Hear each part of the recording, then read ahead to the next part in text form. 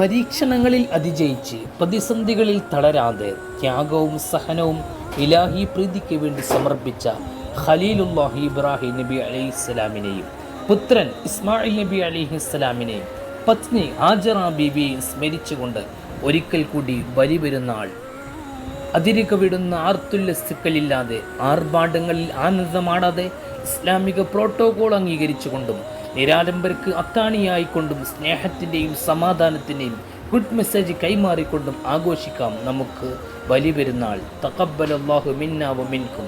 ഈദ് മുബാറക്. അല്ലാഹു അക്ബർ, അല്ലാഹു അക്ബർ, അല്ലാഹു അക്ബർ. ലാ ഇലാഹ ഇല്ലല്ലാഹു അല്ലാഹു അക്ബർ, അല്ലാഹു അക്ബർ വലില്ലാഹിൽ ഹംദ്.